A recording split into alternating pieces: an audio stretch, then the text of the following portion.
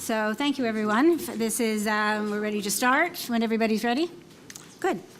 So good evening and welcome to the Township of West Lincoln Council meeting.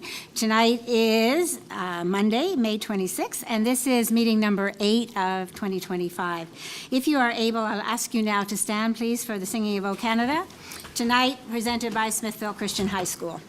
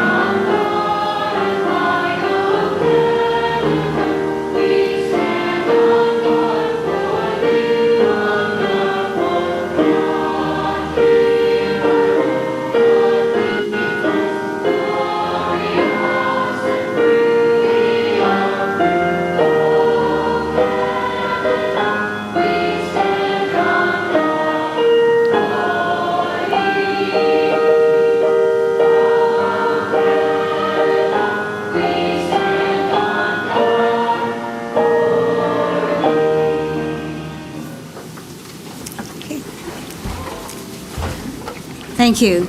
So before beginning this council meeting this evening, I'd like to provide the following announcements. The first is that the public may submit comments for matters that are on the agenda to jpaylove@westlincoln.ca before 4:30 on the day of the meeting. Comments submitted will be considered as public information and read into the public record. And number 2 is that this meeting is being live streamed as well as recorded and will be available on the Township's website. We'll begin with the land acknowledgement statement. The Township of West Lincoln, being part of Niagara Region, is situated on treaty land. This land is steeped in the rich history of the First Nations, such as the Hattaway-Wendronk, the Haudenosaunee, and the Anishinaabe, including the Mississaugas of the Credit First Nation.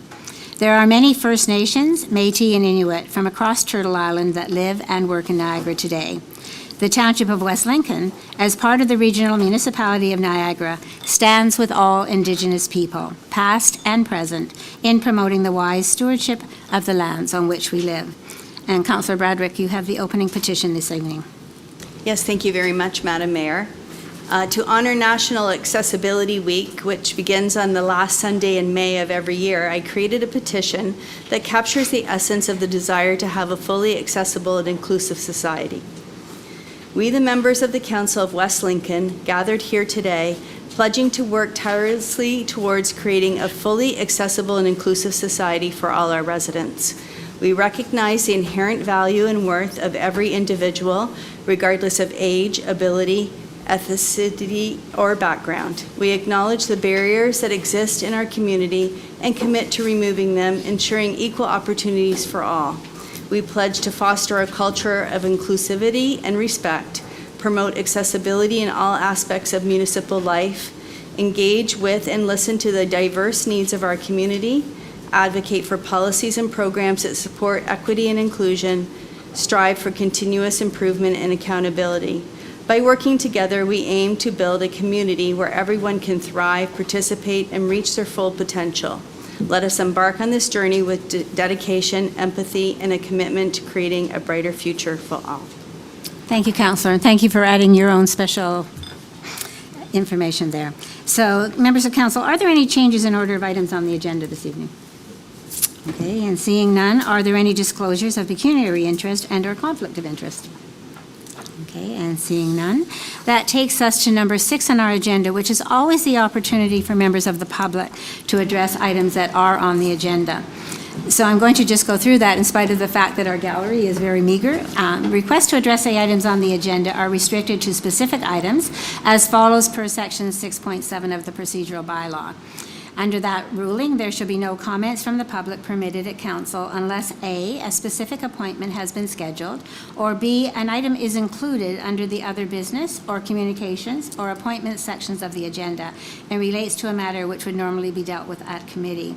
So I'm going to ask if there are any members of the public present who wish to, and unless Councillor Witteveen does, then we don't have that this evening. And I'm going to ask you, Kevin, if there's anyone online who might have an interest in our Not seeing any, Madam Mayor. Okay, thank you very much. So that takes us then to confidential matters. And Councillor Riley, you have the resolution. I do. Thank you, Madam Mayor. That, I guess, moved by myself, that the next portion of this meeting be closed to the public to consider the following pursuant to Section 239(2) of the Municipal Act 2001.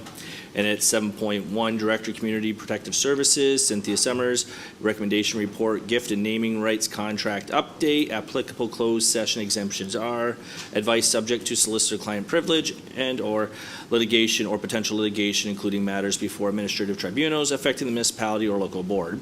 And 7.2, again, Director Legal and Legislative Services, Jessica Dyson, a re-information report, legal matters update 2025. Applicable closed session exemptions are advice subject to solicitor-client privilege and/or litigation or potential litigation, including matters before administrative tribunals affecting the municipality or local board. Thank you. And someone to second that, please? Councillor Trombetta? Is that on the screen? Wonderful. So you should see that resolution coming up to move into close.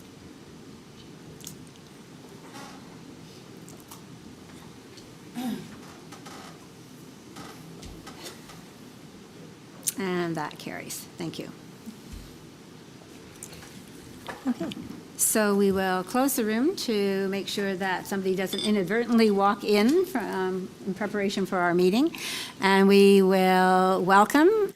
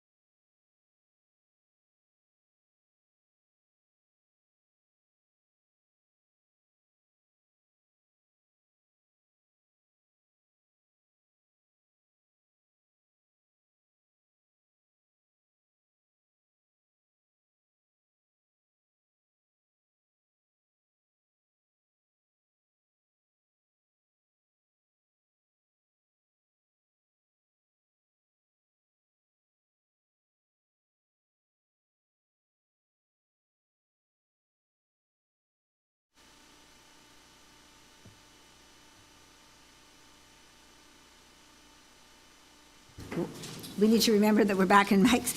Welcome, everyone. We're back in open session. Thank you for your patience while we had a closed session discussion. I would need to go to our clerk for the disclosure of confidential matter resolution.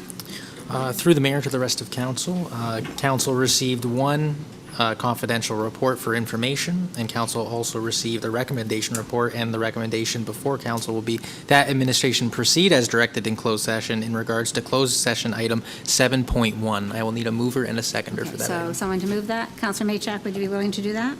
Sure. And someone to second it? Councillor Chichok, thank you. And that vote should be in front of council. And the vote will be in front of you shortly.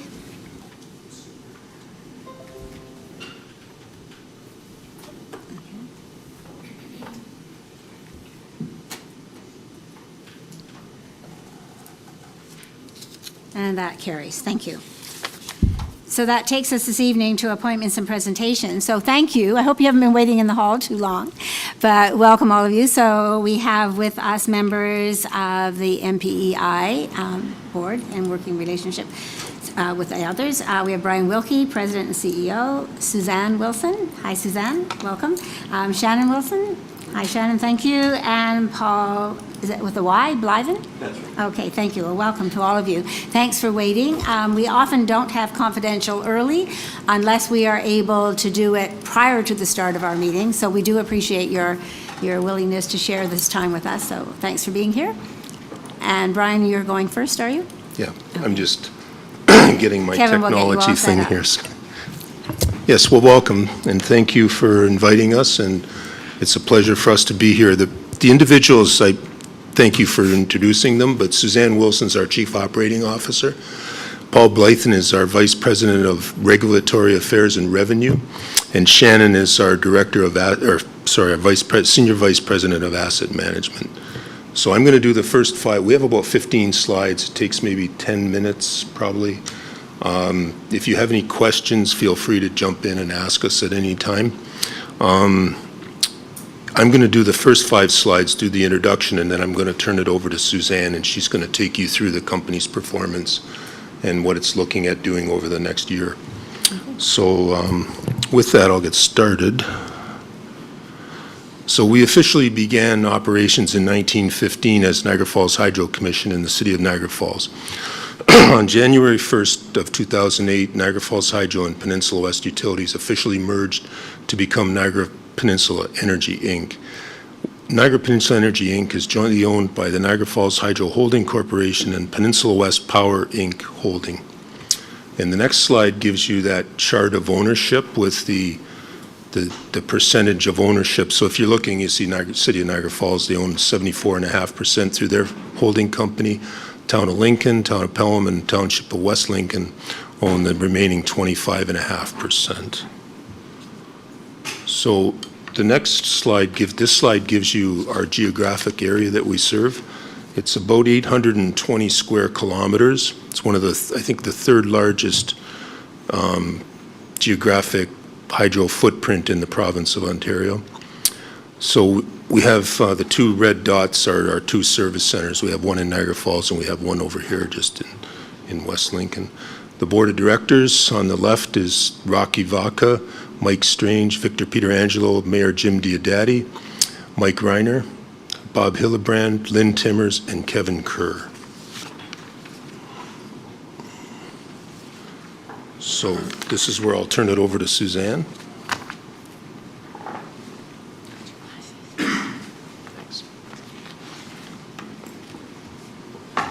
Is it on? Is it on? It's on. Okay. Wasn't sure if a light was going to show up. So I'm going to walk you through the performance of 2024. Niagara Peninsula Energy is a very high-performing LDC, which is LDC stands for Local Distribution Company. These are our Ontario Energy Board scores. Every utility in the province has to submit a scorecard to the OEB in September, and it's posted about the 3rd, 4th week of September. And you can see all of the metrics that the Ontario Energy Board puts on to LDCs. So I'm just going to highlight a few of them. The scorecard is a little bit bigger, but if I showed that to you, you couldn't read it. So we have service quality, which is new residential small business services connected on time. The Ontario Energy Board, their target is 90%, and we did it last year in 95.42% of the time that we've connected them. And the time frame is 5 days. So if they call, they have 5 business days to connect them. Service quality, we also have to meet a target of meeting our appointments on time. The OEB says 90%, and we met it 100% of the time.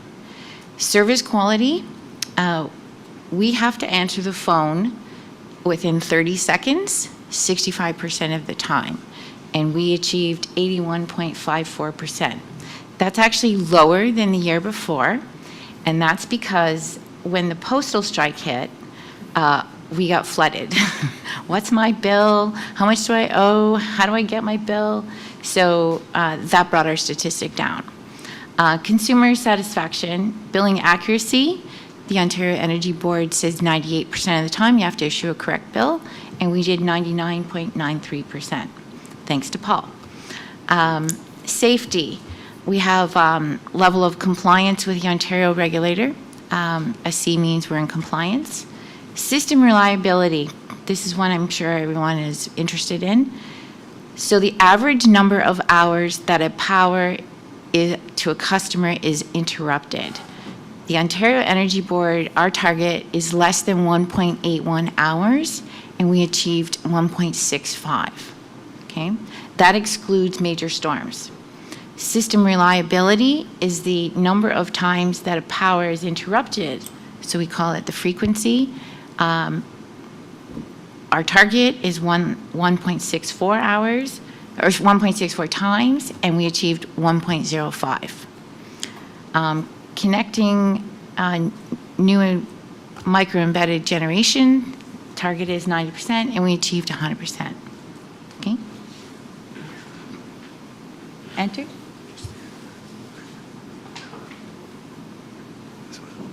Oh, okay. We continue to invest in critical infrastructure that powers our communities. We have 10,745 transformers to maintain, 4,600 circuit kilometers of line, 5,529 large commercial customers. Of those, 729 are large commercial customers. We own 25,000 poles, which we have to maintain, and we're servicing around 53,500 residential customers.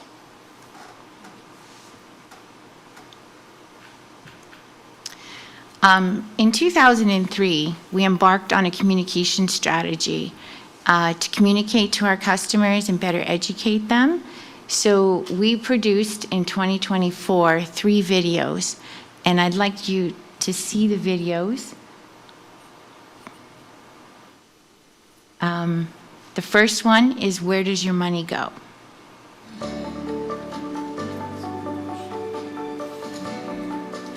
Every month, our customers receive a bill for their monthly electricity usage. You may receive your bill by mail or email, depending on what you've selected as your preference. But where does your money go once you pay your bill? Let's take a closer look. First, your electricity bill is subject to HST. Next, like all local distribution companies in Ontario, we buy our power from the Independent Electricity System Operator. After that, the power must move from the generators through transmission lines to reach our local NPEI distribution system. We pay the companies that own the transmission lines. The last portion of your bill covers local distribution. That's when the power goes from transformer stations through distribution lines and connects to homes and businesses. 100% of the distribution rates you pay are invested back into the communities we serve. Our local, highly skilled employees maintain our poles, wires, and transformers while ensuring quick response times for outage restoration. Our professional and courteous representatives are always ready to assist with all your questions and concerns. Niagara Falls Hydro Holding Corporation owns 74.5% of NPEI, while the remaining 25.5% is owned by Peninsula West Power Incorporated. Through these municipally owned holding companies, we are proportionately owned by the City of Niagara Falls, the Town of Lincoln, the Township of West Lincoln, and the Town of Pelham. Since 2008, we have paid our municipally owned shareholders over $17 million in dividends. This means that every dollar that our customers pay for distribution is invested in our communities. Your money stays local, where it matters most. Niagara Peninsula Energy, proud to be your local utility.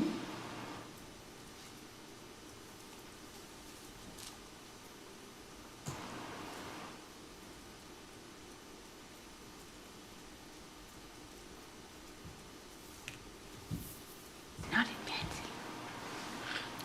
So Suzanne, while you're just getting that queued up, was that the first video that you put out? Yes, this Okay. was the first one. So we're seeing them in order as you produce them, or not necessarily? We're not going to show you video two. Okay. It's how we restore power in storms. Okay. And how our linemen are there. The company pulls together, and they go out when nobody else wants to go out in that bad weather. That kind of thing, okay, good. But we are going to show you the third one as well, which Okay, is very thank you. impactful. So the key message that we wanted to bring was 100% of the distribution service charge that you pay to the LDC, all of that is going to get invested back into the municipalities that we serve. In 2024, we invested over $15.9 million in capital projects in our service territories. From 2020 to 2024, we've invested $87.6 million. Some of our projects include customer system access. And what is that? That's when you call as a customer and you want to upgrade your service from a 100 amp to a 200 amp service. Line relocations are considered when a municipality wants to move, widen their road and move that. That's also part of system access or municipal line relocation. New subdivisions were there to install the services. Distribution station rebuilds and overhead rebuilds, that's your overhead lines. Our renewal program for our poles, our transformers, our kiosks, switch gears, and meters. These investments are vital to maintain a safe and reliable source of energy in our growing service territories. They're investments that allow our communities to grow by supporting projects such as a new transformer station, which is something I'll explain a little more that we're building in Lincoln. Subdivisions, businesses, schools, and the new South Niagara Hospital. So in 2025, the West Lincoln projects that we currently have slated in our budget is Regional Road 65 Phase 3, which is a system rebuild and voltage conversion. Mud Street Phase 2, completion of a line rebuild and extension. Step-down transformer bank, replacement at 2 different locations. 3G to 4G meter replacement. So what is that?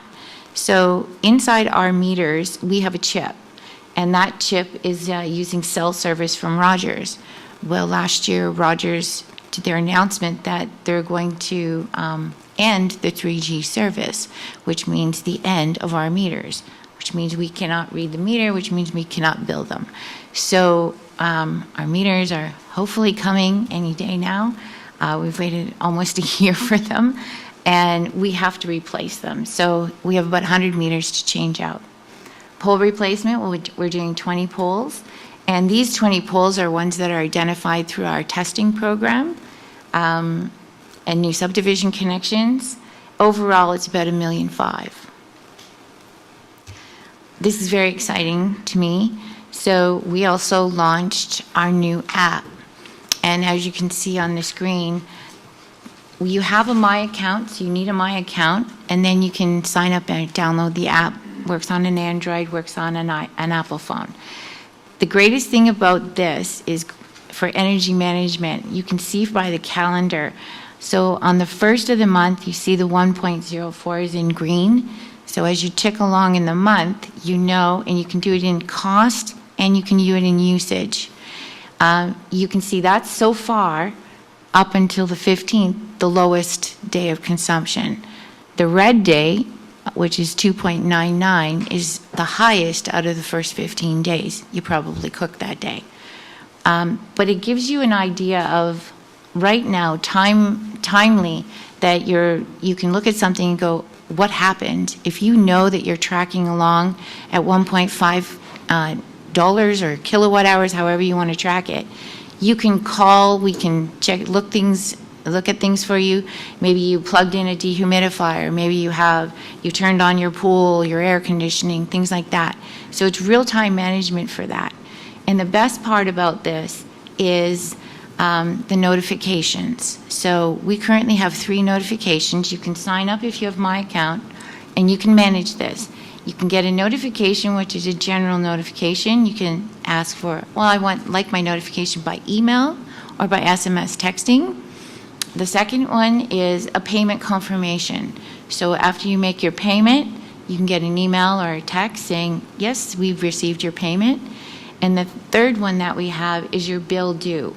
So that one's amazing. You can set that parameter to email or text you at 1 day, 3 days, or 5 days before your due date. You're busy, you forget when your due date is, sign up, you'll get a text, your bill is due in 5 days. The one that we're currently working on, which we're hoping to have either this year or next year, is an outage notification. Because you're on smart meters, if say you're on vacation somewhere and your power goes out to your home, you could get a notification that your power is out to your home. And that's what we're working on, but that's a big one. It's tied to the outage map. Okay. MPI, we also support the local charities that matter most to our employees. In 2024, we contributed over $290,000 to the community through charitable contributions, optional employee payroll deductions, event sponsorships, scholarships through the Niagara Community Foundation, and our low energy assistance program. NPI's employees select the e-bill campaign charity that we did. So we ran 2 e-bill campaigns last year. The first one was a 6-month, and we raised $17,540. It went from September of 2023 to March of 2024 for local food banks. In 2024, we launched another one. Our goal was $5,000 because it was only from September to December, and we raised $43,870 for our local Humane Society. And that was because of the postal strike. So we currently have, though, the uptick is still there. We almost have 41% of our customers now on e-bill. And we started not even at 20%. And where this is going is, in case another postal strike happens, but it opens the door to the next technology of my account and an app, which that's where everything is going. I'm a fan of e-bill. We also launched a coat drive for Birchway Niagara in November and a toy drive for Dalton's Wishes in December. We're a community-minded organization that values giving back to the localities that we serve. We participate in the Chamber of Commerce events throughout our service territory, supporting local businesses and promoting collaboration. We hold fundraisers, our employees, and make donations. We have a local sponsorship scholarship program, which we provide $10, $1,500 scholarships for students to continue their education, not just in electrical engineering, power line technician, but for someone who's taking business, which supports the front office people. We also do the Safety Kids poster contest, which began in COVID. It's been very successful over the years. This year, so every year, the Ontario Energy Board requires LLDCs to do a customer satisfaction survey, and in the opposite year, we have to do an electrical safety survey. So in 2024, we did that safety survey. We scored 85%, but we would have scored much higher.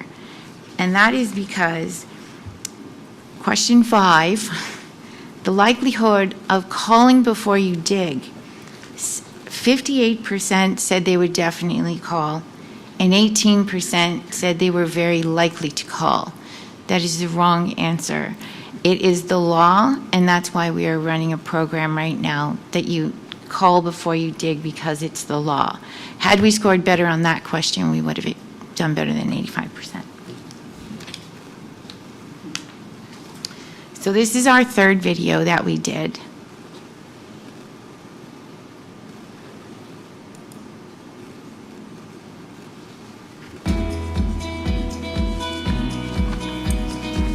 Over my career at Niagara Peninsula Energy, I've seen firsthand the dedication our team brings to delivering electricity to you every day. And while keeping the lights on is our job, supporting our community is the heart of what we do. Driven by our local mission and deep community values, we are more than just a company that brings you power. We're proud of our legacy of giving back to the neighborhoods we serve and working with outstanding local charities to support a healthy and thriving community. These organizations and their dedicated staff and volunteers ensure that no one is left behind, and it reminds us of why we do what we do. Project Share helps residents of Niagara Falls meet their basic needs, things that many of us take for granted, like food and shelter, and we're currently relied on by 1 in every 7 residents of our city. Community Care of West Niagara is located here in Beamsville, but we serve all of Lincoln. There's a lot of low-income families that, with the rising cost of inflation and housing issues and stuff, we really just need to give them a help up. We feel everybody needs and has access to the right to food, so we won't refuse anyone. Niagara Peninsula Energy supports Birchway Niagara in so many ways, and we can always count on them to grow and expand to meet the evolving needs of the families in our communities that we serve who are affected by abuse. Our mission has grown significantly because unfortunately we're facing a crisis for affordable housing and food insecurity in our community. So our number that are relying on us has really increased over the past 5 years. People are really feeling the pinch, and especially around times like Christmas where it's, there's extra strain on everybody in their budgets. In 2024, Niagara Peninsula Energy contributed over $340,000 to the community through charitable contributions, optional employee payroll deductions, event sponsorships, scholarships, and our low energy assistance program. It feels really incredible to receive the support from Niagara Peninsula Energy, specifically knowing that such a large service provider here in Niagara steps up and supports us. It inspires others to do the same. NPI's most important and perhaps the greatest impact donation that they made was back in the early 2000s when we were located in Niagara Falls on Thoroldstone Road. We assessed the need for our services, and unfortunately that building was no longer meeting the needs. And Niagara Peninsula Energy stepped up and became a champion and helped support that project, which meant that we can help support even more women and children in our community. NPEI has been a wonderful community partner for us. One of the recent supports we received was a donation from an online billing campaign that was done that helped us purchase emergency food essentials like fresh milk and produce and meat, things that are harder for people to donate. One of my favorite recently has been the campaign that NPEI put out. Our logos were on the back of the monthly bills that went out to customers, and that way we got to reach so many more people. We are so thankful to have Niagara Peninsula Energy as an ally. The opportunities to raise funds together, to build awareness about our services that are available to help people, but also awareness on how people can help others in the community is so critical, and we cannot thank them enough. I really do love MPI. They're amazing people. This is where I'm gonna cry. I see them out in the community, and they're very genuine. They're very good to us. They're good to a lot of the organizations, but I do know a lot of them personally, and it's great. I really love them. When it comes to making our community a better place, we have a rare advantage. Niagara Peninsula Energy is a local public utility with local employees. We live here, we work here, and we give back here. We are proud to be your local utility.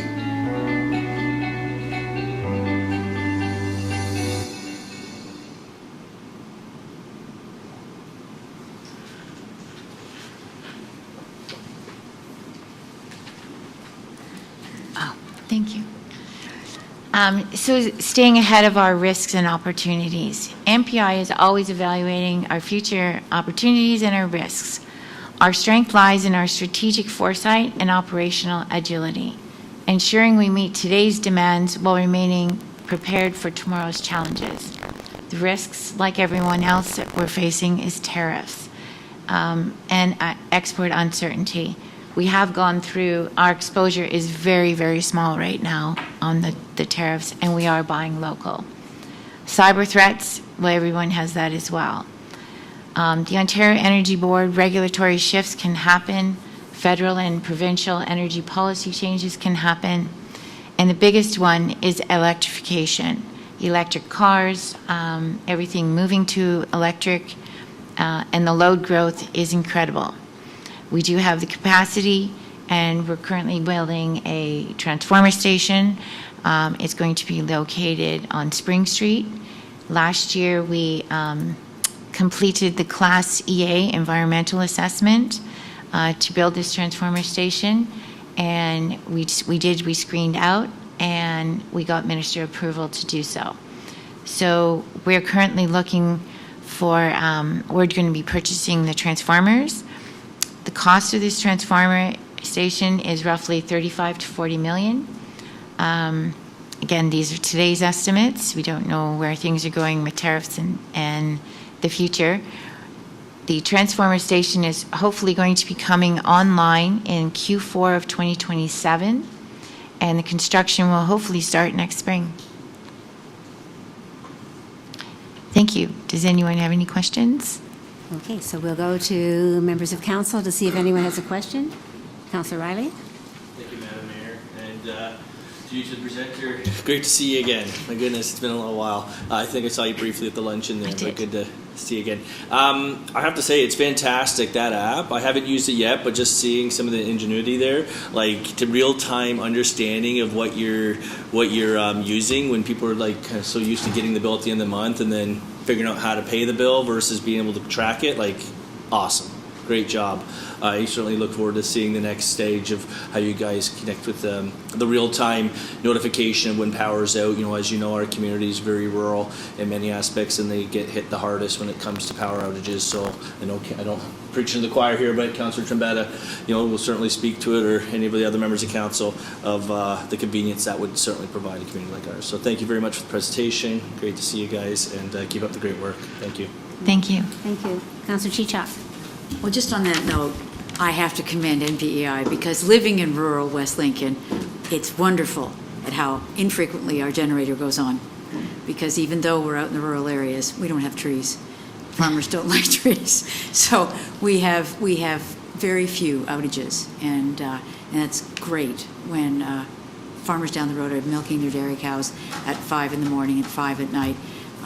They do have generators now, a lot of them, but they do depend on you. And that whole video certainly sums up exactly what is great about MPEI in our community.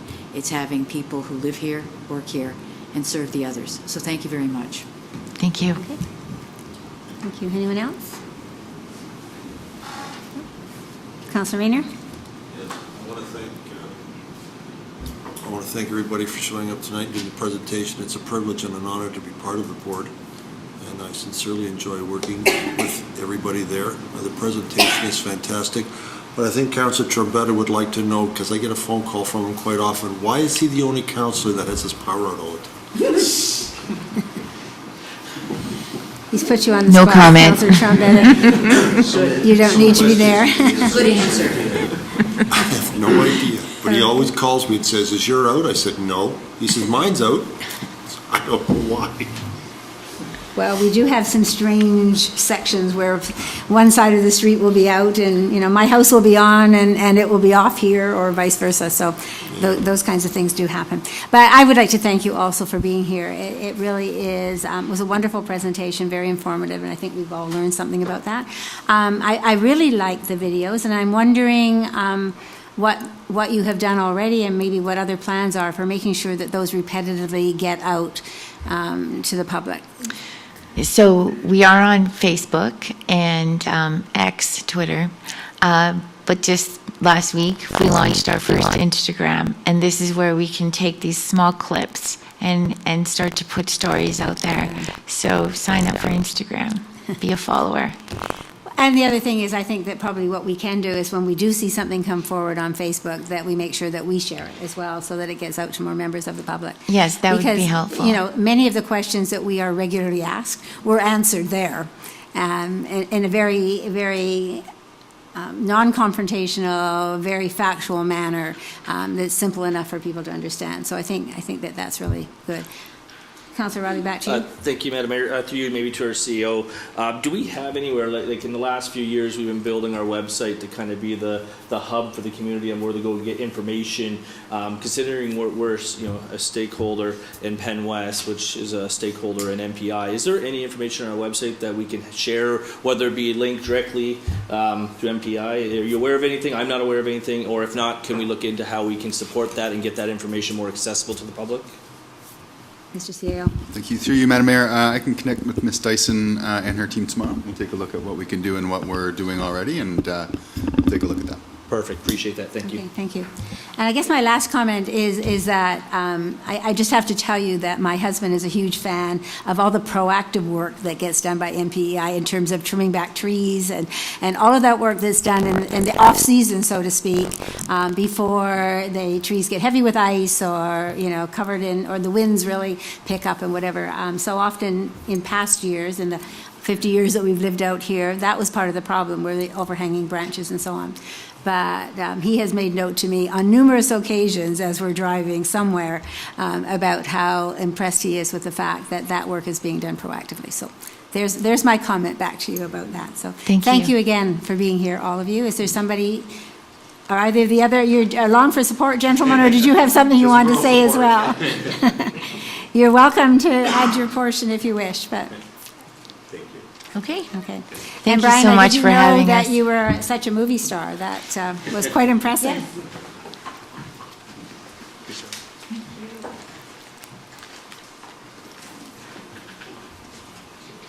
Thank you.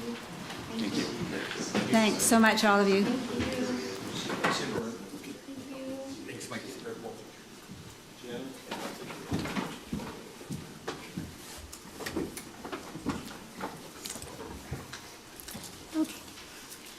So that takes us to number 10, Councillor Witteveen, the Regional Councillor's remarks. So the seat's been warmed up and ready for you. Do you have videos? I didn't bring videos this evening. Anyway, So- we always welcome your remarks, so thanks for being here. Just some brief remarks this evening. So good evening, Mayor, councillors and staff and members of the public. So I'll start with, at our Public Works meeting this month, we approved a number of contracts on the capital works schedule. The item that would pertain to West Lincoln is the combined sewer overflow control program in which 28 projects have been approved with $4 million budgeted. So it's too bad Mike wasn't here this evening.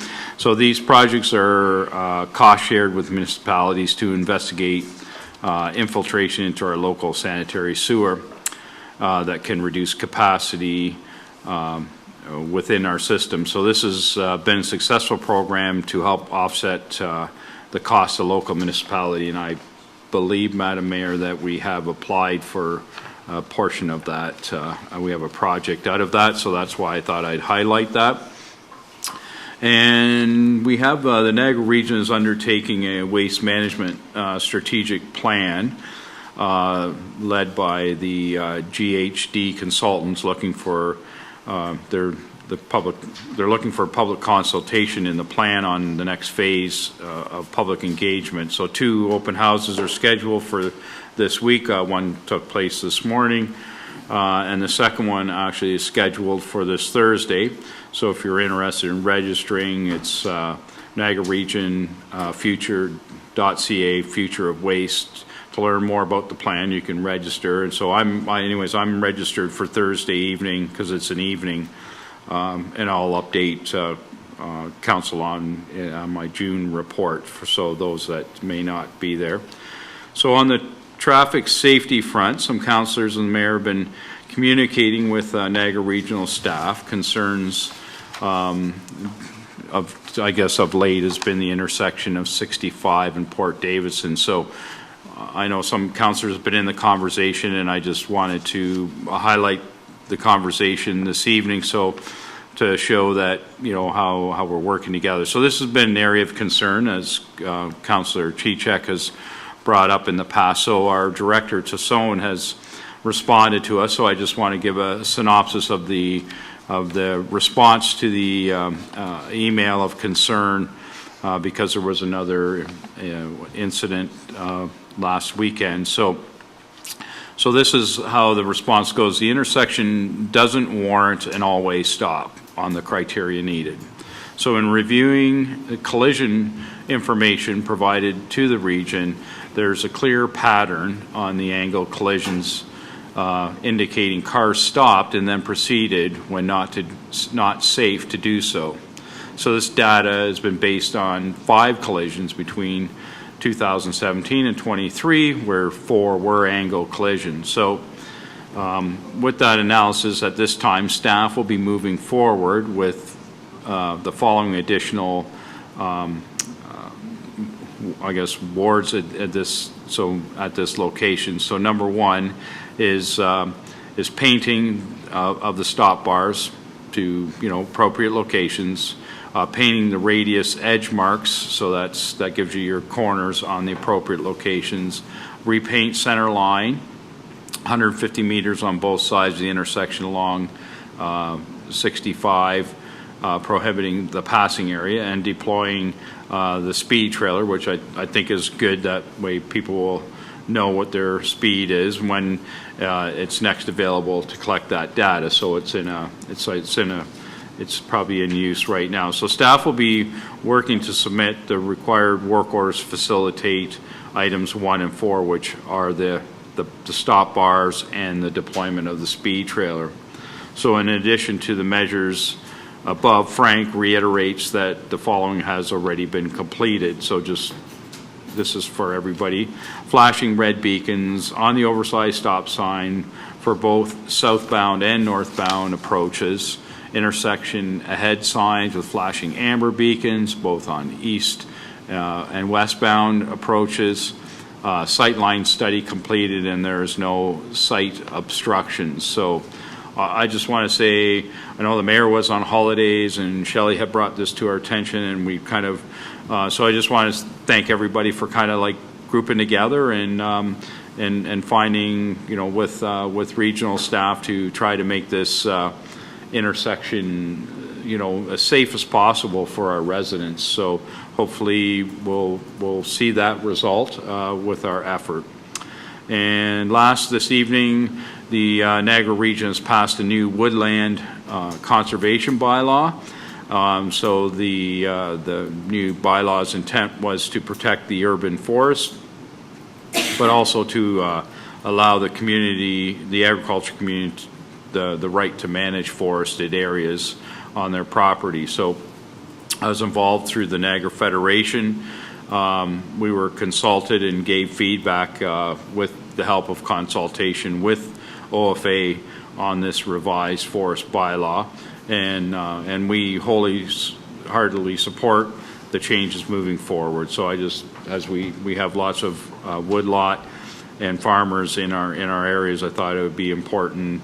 And we're protecting the urban forest. So thank you again for allowing me to update you this evening. So if you have any questions, answer them to the best of my abilities. Okay. Thank you. Thank you so much for that presentation. Is there anyone who does have a question or comment? Councillor Chichok, I'll start with you. I want to say thank you. Councillor Bradrick was very on the money to hear and understand the collision that occurred recently at the corner of 65 and 16. And I think that the effort that the regional staff are putting in there is admirable. But there's one thing that I would like, if through the mayor to you, Councillor, we could look at, and that is those markings that say "Don't pass" on 65.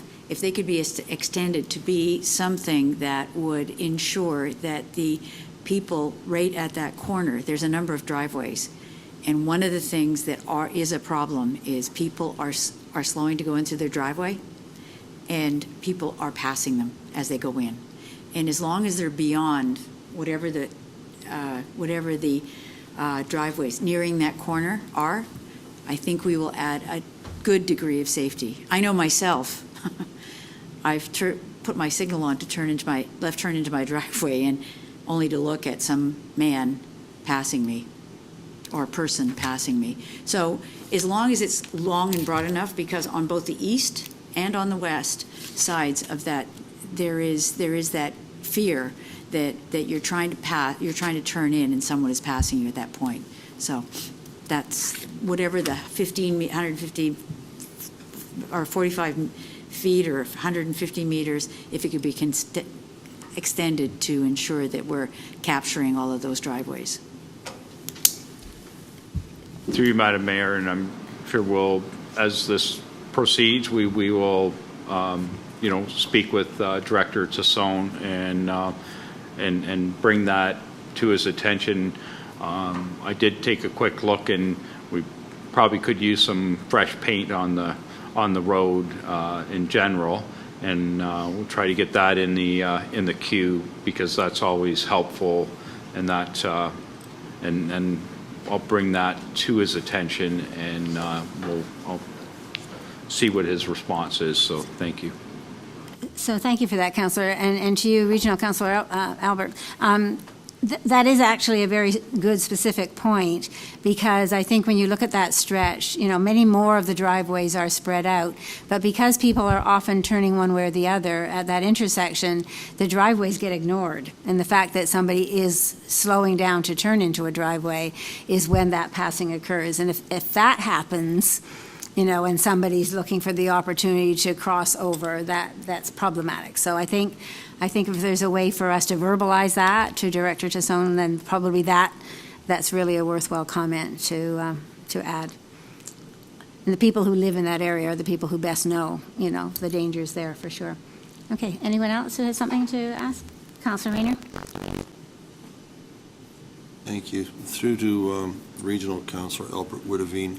You mentioned that they've passed a bylaw with regards to protecting forestry within the urban boundary.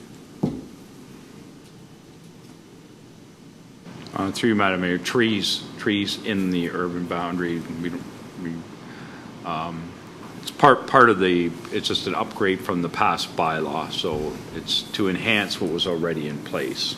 Does that, through you, I guess it'd be to the planner, unfortunately, or maybe to the CAO, does that help us with regards to the property that had that vast destruction of agricultural, of forest, and only left as a perimeter by Leisureplex? Does that further enhance and protect that forest there from potentially something else that might happen in the development process?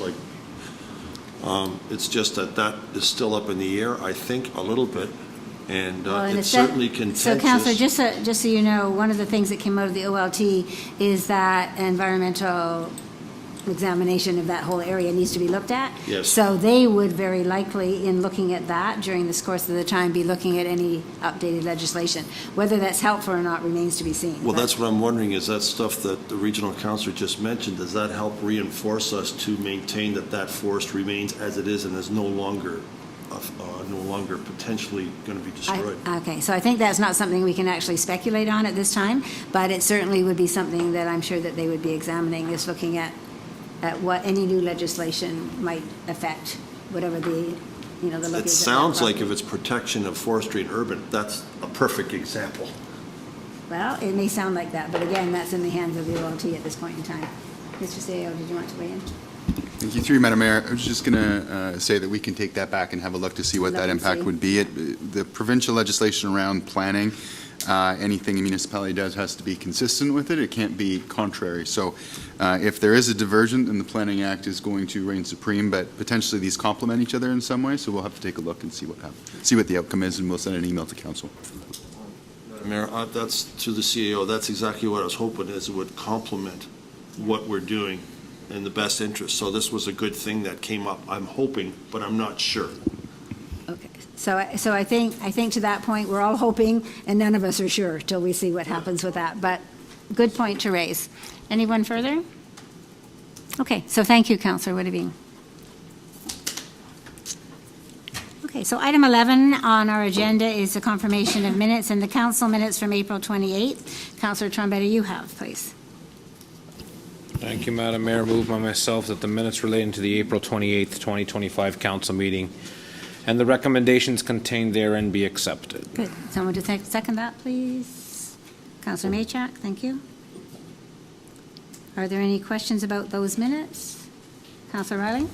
Hey, Madam Mayor. Can I just seek clarity through you to the clerk? I believe I know the answer to this, but I was unable to attend that meeting because of I was assisting with the federal election. So if I can vote on this, because I'm just confirming the fact that I was absent and that the minutes, to the best of my knowledge, are as they're presented. Okay, so if you've read the minutes. Yeah, I did. Then you're able to vote on the minutes, I would presume. I just want to seek that Yeah. clarity. Okay, So, otherwise I'd yeah. disclose that conflict if that was the case. Okay, so that vote will be open shortly, and it should be in front of you.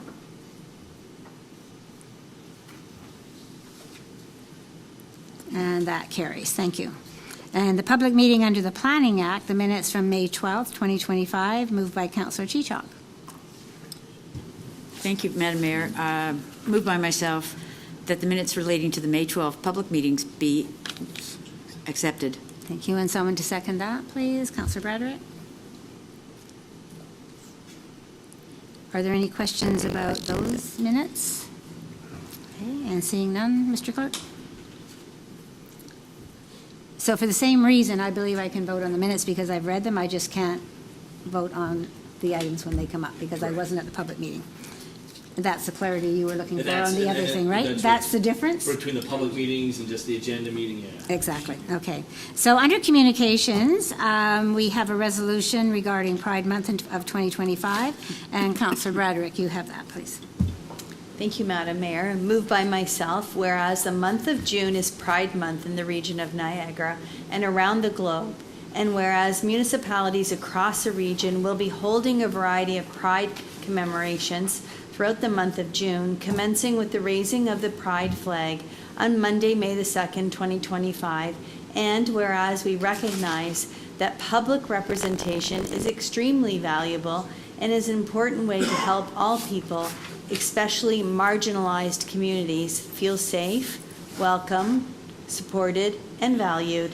And whereas we are committed to fostering a diverse and inclusive community where in all cases, hatred and discrimination are not welcome.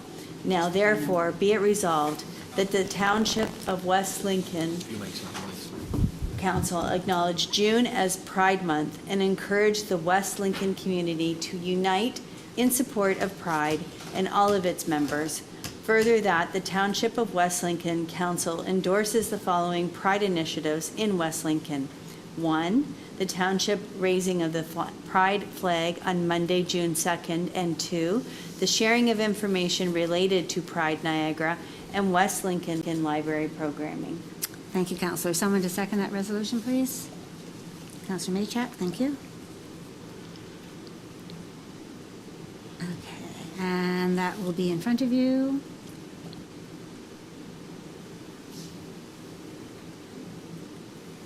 And as that vote is coming, I just want to point out that that flag raising is at 11:30 in the morning on Monday, June 2nd, for those who are able to attend. Okay.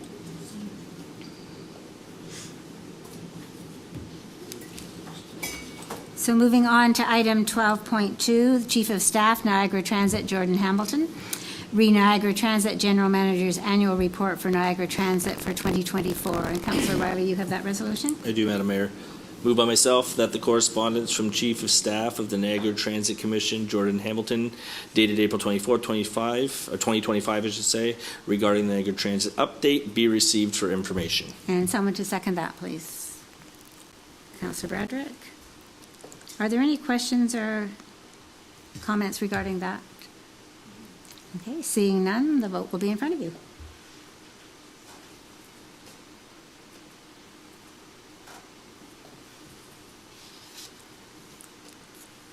And 12.3 then is Director and Infrastructure and Operations, Mike DePaula, Revision Zero Automated Speed Enforcement Program Follow-Up Memorandum.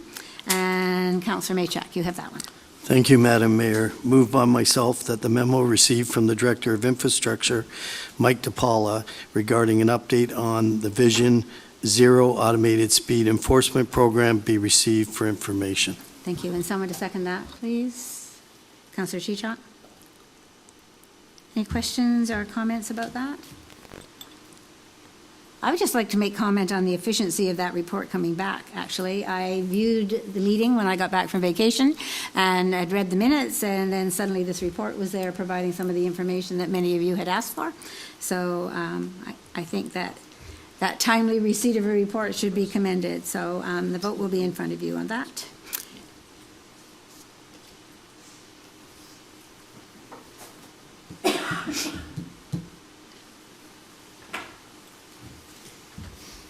And that also carries. Okay, so that takes us then to my remarks, and they're a little different this time because I have some information that I wanted to share as well about some of the things that have been going on here as well.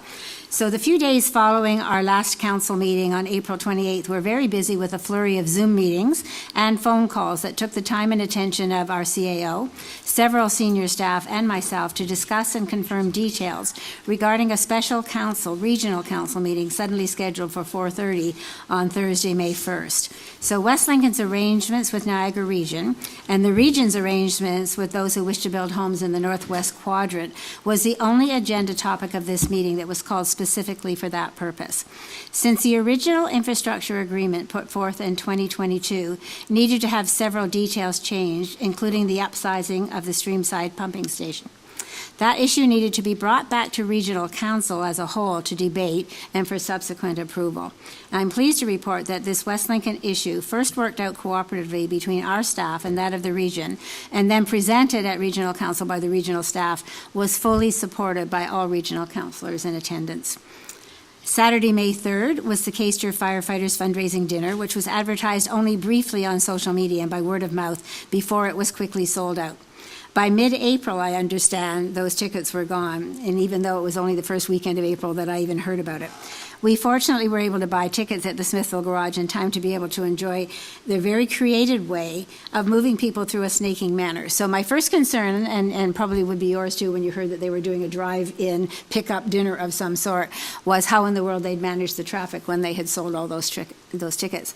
But they had it sort of snaking in and around in this big circle out further and back around, and by the time you finished snaking around in this slow-moving line of traffic, you had your dinner and were on your way. And by doing that, they managed to prevent that overflow of traffic out onto Regional Road 65. So kudos to them. The dinner was delicious, and I went on to say I was really extremely impressed by their organizational plan for effectively serving so many takeout dinners, somewhere around the 400 mark, I've been told. So well done to the Caister firefighters. The Chamber of Commerce held their 2025 Mayor's Luncheon on Monday, May 5th. I was extremely happy that it was actually held in West Lincoln this year. Knowing how difficult it is to find a suitable location and a caterer, I appreciate the time and effort that the Chamber Committee put into this event. I would like to particularly thank those members of the West Lincoln staff and my council colleagues who were able to attend for taking time to be there. As always, I'm grateful for your support. Thursday, May 8th, another West Lincoln bowling team was pulled together to support the Niagara Children's Centre after a municipal challenge was put out by St. Catharines Mayor Matt Cisco. Our team for this event consisted of Councillor Chichok, CAO McBride, Manager of Legal and Legislative Services / Clerk, Justin Palov, Deputy Clerk Barb Hutchison, Communications Specialist Beth Odette, and myself. Our bowling scores were perhaps a little better than our last outing, but still nothing to really brag about, but our efforts supported a great cause. West Lincoln children and their families regularly benefit from the supportive services provided by the Niagara Children's Centre.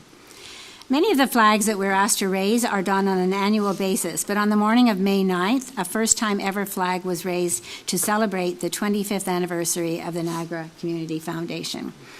May 14th was the Niagara Home Builder Chairs Dinner, and I would like to thank both the Director of Growth and Sustainability, Garrett Borma, and Manager of Growth and Sustainability, Susan Smythe, for attending that event on my behalf. I'm pleased that West Lincoln was well represented at that event. I would also like to express my thanks for their presence at the grand opening of Brower Metal Systems to CAO McBride, Director of Growth and Sustainability Garrett Borma, Councillors William Riley, Greg Maychak, and most especially Councillor Joanne Chichok, who in her role as Deputy Mayor presented a certificate to the Brower family, marking the occasion of the grand opening of their new building in Wellandport on Wednesday, May 21st. I was traveling back home from vacation that day and so was unable to be there, but I'm most appreciative of the fact that so many West Lincoln staff and councillors were present at that event to support this local business. Knowing as soon as the invitation arrived that I would not be able to attend, I right away reached out to Levi Brower with my apologies, and I've worked out a plan to visit this new business in the near future. So if you weren't able to attend and we set the new date, I'll let you know, and if you want to have a look, I don't know whether we can set it at a time at the end of the day or something where councillors who weren't able to be there could do that. My apologies for missing those committee meetings from the past 2 weeks while I was on vacation.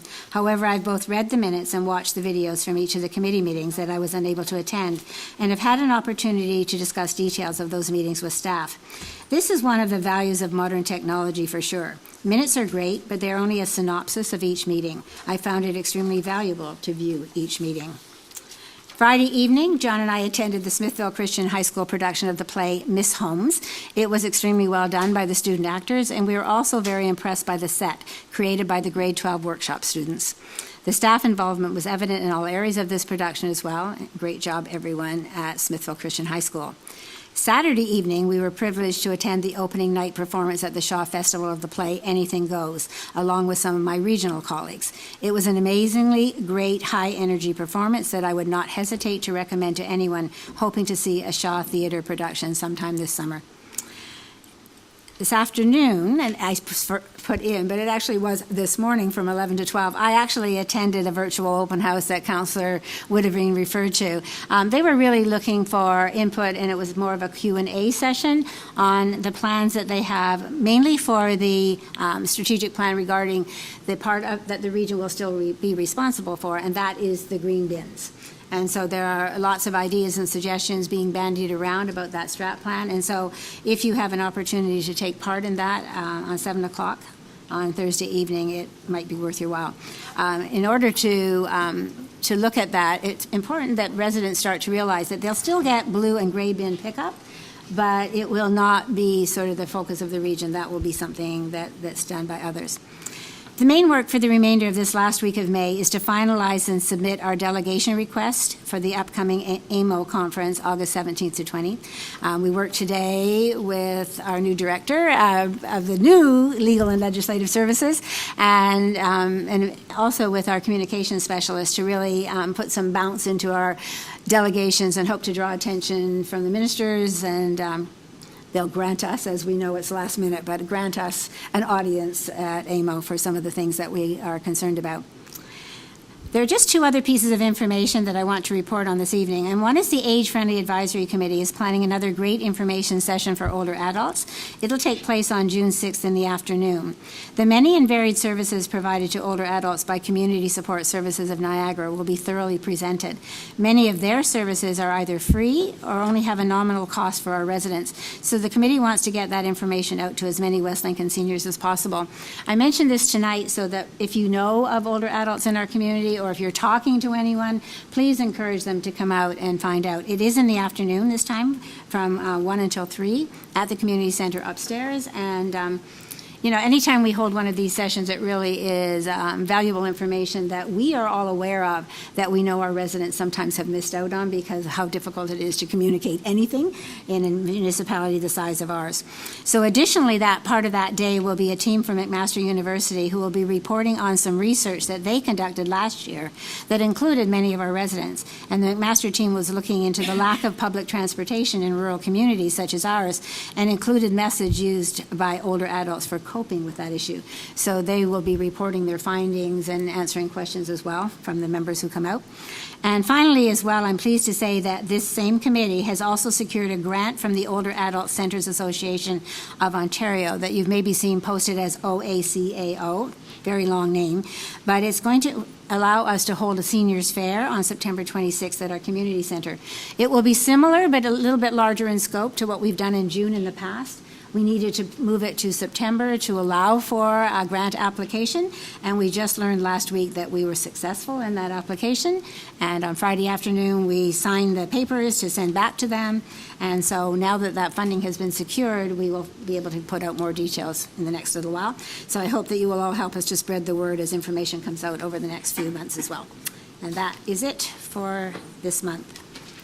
And that takes us now to report of committees, Director of Community and Protective Services Cynthia Summers, and Coordinator of Recreation Services Wendy Beatty, and the recommendation report is about the event series options. So to get it on the floor, Councillor Trombetta, you have that resolution?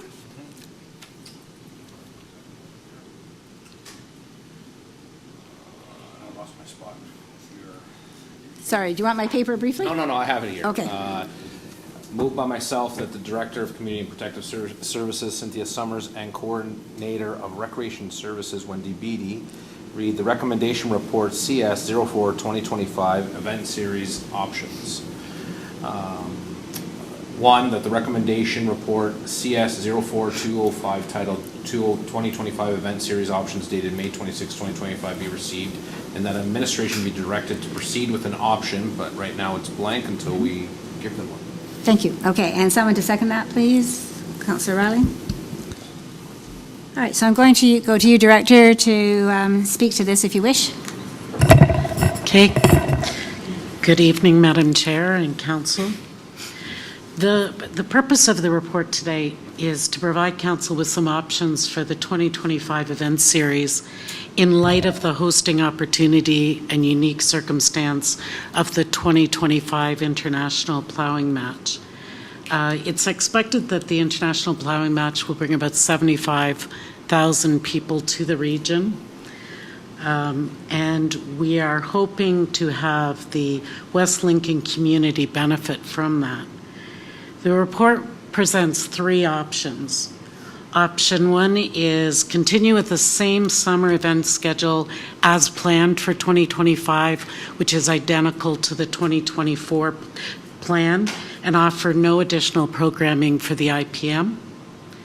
Option two is reduce the number of the music market and parket events that we had last year by 3 and add 2 nights of dances in the community center. The 2 nights would result in 3 different dances, one for families and children, one for adolescents, and one for adults. There would also be ice skating in the center as well. And we would then, those activities would be during the IPM, the dances. Option 3 is continue with the same summer event schedule as 2024, but add an additional 3 events for the IPM. During the IPM, those would be the 3 dances over 2 nights, and also ice skating. All 3 options offer benefits to the community. Option 1 maintains continuity. Option 2 leverages the IPM to drive economic activity, and option 3 builds on the momentum we've gathered with the previous summers, but adds to this by adding new community engagement opportunities. One thing I'll add in regards to when talking about the activities that are suggested for the IPM is just that the expectation is that would draw people who are participating in the International Plowing Match, but would also serve as an event for local West Lincoln residents, and perhaps with the option of continuing that on an annual fall basis as like an annual dance. So I'll take any questions that you have. Okay, thank you. So I would just, before we get started, ask you, because I don't think this really clarified, and I think from hearing you speak about it before, it's not a typical dance of old. It's a line dancing thing, so people of all ages can take part. Is that correct, Director? Yes, Madam Chair. It would involve hiring line dancing instructors and a DJ and a complete country farm theme, including the concession stand where we would have country-themed food provided to the community and a corn roast. Okay, so that changes a typical dance scenario that people have kind of gotten away from, other than weddings, and it really makes it more inclusive of all ages and stages and whatever. Okay, so before we take questions, I just wanted you to explain that a wee bit more, so thank you for that. Do you mind if I add one thing? You can add whatever you wish. It's your show. One of the reasons that this was proposed is that I've been told that in the past, West Lincoln had regular dances and that they were really well attended and they're very popular. So the idea of making it inclusive of all ages. So we envision a 5 o'clock dance for parents and their 5-year-old and their 7-year-old, and then the teenager dance with no adults, and then the adults. Okay, thank you for that. And I will just say that in the days of the Poultry Fest, that people harken back to and are always sorry that Poultry Fest has disappeared, one of the events at the end would be, the whole floor of the arena would be a large dance area, so including different kinds of things. So, okay, now we'll take questions from members of council. Councilor Rayner, you want to go first? Okay. Yes, just quickly through you to Cynthia. The last few years, they've had a DJ there for an evening. A couple years ago, they got mosquito bitten like crazy. Last year was much better. It was Rock and Ray's show. He's on 92.9 The Grand, and he comes down and has an evening. I know the mayor attends and everything. Is that planned on that schedule again?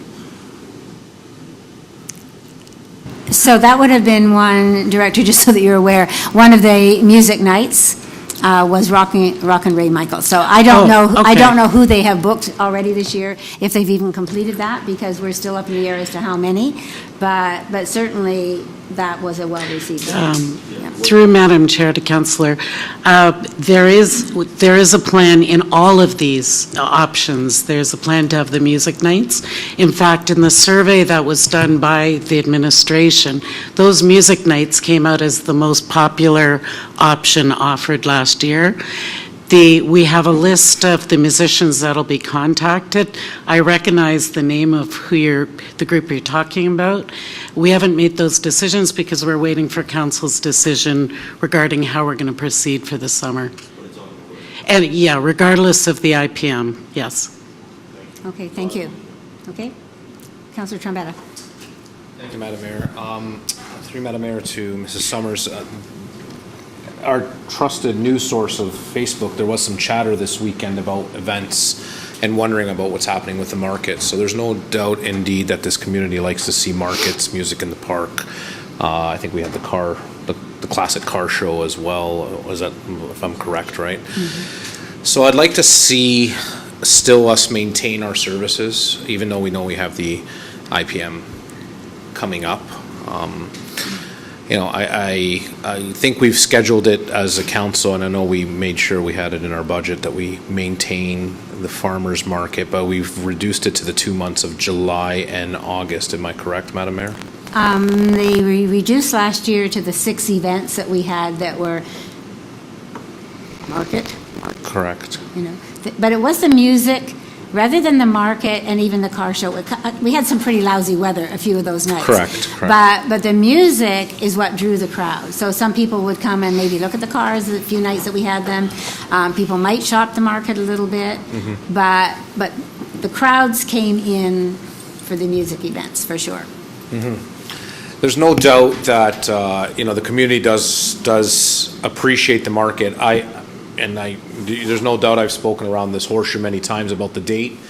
I still think, I understand it is Tuesday night, but I believe Tuesday nights are a day where, the person's getting home from work and they're taking their loved one or someone to soccer practice or something like that. And I find it is very hard to get to the market from 3 o'clock to, let's say, 6 o'clock was when it was happening. I remember being a part of the market when it first came out on the Friday nights, and I thought it was pretty successful. A lot of people went to go pick up their groceries for Saturday, or to get the pie, or get their fresh corn or peaches, whatever they wanted, and I found it was really successful. I still believe, in my gut, if I may say, that we still need to look at a date that is going to be more appealing to the residents of West Lincoln. all of Europe, and I'm going to say Europe, you were just there, Madam Mayor, markets are on Saturday mornings. And I know there's been some talk about, well, you know, there's other markets that are happening on Saturday mornings, but there's a lot of markets happening in various 12 municipalities on Saturday mornings. So, you know, I in my gut think that, you know, the market should run between, let's say, 9 o'clock to 12 o'clock on a Saturday morning. So that's something I'd like to see. I don't know if this is the time for that dialogue. I mean, we're looking more at dates right now or what we're going to have here. Again, in the report, I know I've given you kind of something off to the side here is what I'm kind of looking for. But, you know, I still think that we should give the services to what the residents want for that we kind of gave them. They weren't, I guess we didn't say to the resident, we knew the international plow match was coming, but we didn't say to the residents that we are going to, not have as many services because of this. I believe the plow match is another it's a big event. It's a big, I would call it a big fair event, I would say. So it's 4 days, and I don't think that any 5 days, so that's my colleague across, but I don't think we should limit any services or what the community does like to see that we do have in regards because of that plow match. So those are just my comments, Madam Mayor, and I'll open up the dialogue. I'm quite sure it did. So thank you for that. And I will say, when you're talking about it being a fair, it is called a plowing match and rural expo. I mean, it's meant to be much more. Correct. So, and maybe we need to do a better job of, as we continue to advertise that moving forward, of advertising that aspect of it. If we want our residents to actually attend some days and see what's going on, we need to make sure that they know that there's more to that. Okay, so I'll go the other side and then come back, okay? Councillor Riley. Thank you, Madam Mayor, and I agree with the council. I actually agree with pretty much everybody said here. I think, you know, when the time's right, I certainly have no problem putting forward maybe option 3. I think that's what we're hearing here. Now, I know what I hear back from the community is they want to see more. They want to be having more engagement opportunities, more, you know, whether it's dances, opportunities to go to the music market and park it. I will say, through you, Madam Mayor, like, the Tuesday was really difficult for myself, and truth be told, Tuesdays or Thursdays during the summer are often a nightmare for someone who has kids in multiple recreational activities, and so we can never make it. And the one we made was because it rained and it canceled baseball, and we made it. We got there, and so I certainly agree with Councillor Trombetta there. I really like to see an effort made. Maybe it's not all summer long. If we start with it, you know, 1 or 2 days or whatever, I think you're going to see a little more variety in attendance. I know one of our concerns last year was that the outreach that was done to get feedback from some of the vendors wasn't specifically exclusive to current vendors. It was open to potential vendors as well, people who've never had gone to our community. Would they be interested, or who had been a vendor in our community? So it kind of, I think, diluted,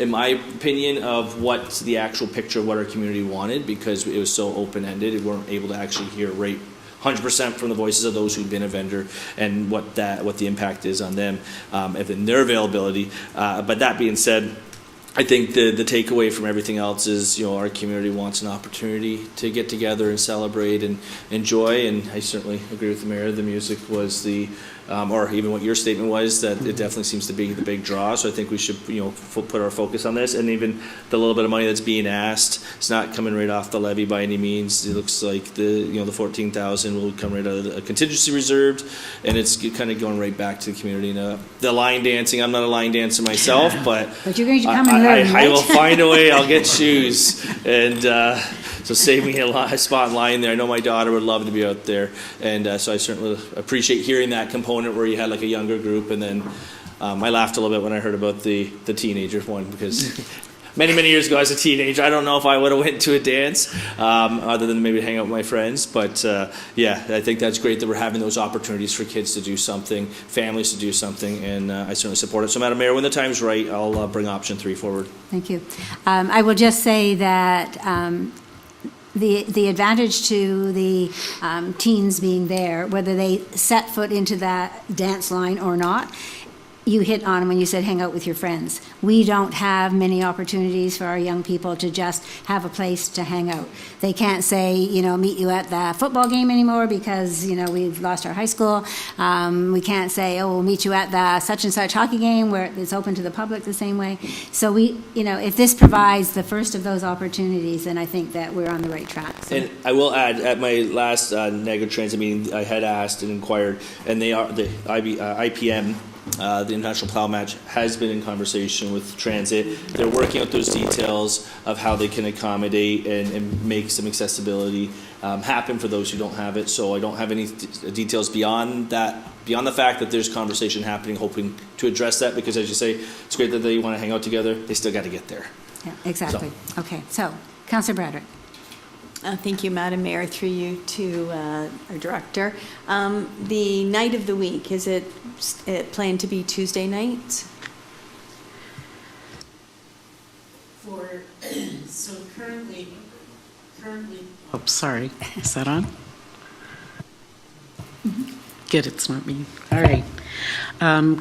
Currently, the nights of the Music Mark and Parket are scheduled for Wednesday nights. It was Wednesdays last year. Yeah, my colleague to my right told me it was Tuesdays, and I thought it was Wednesdays. But I do agree that a change in day of the week would be maybe to our advantage. Has that been explored for the summer of 2025? Has a change of date been explored as at a this possibility? Point? No, not at this point. For the Music Market Parket, I'm happy to take that back to my team to discuss that. And we have had, just adding to what the other councillor said, we've had preliminary discussions about when the market would be most effective as well.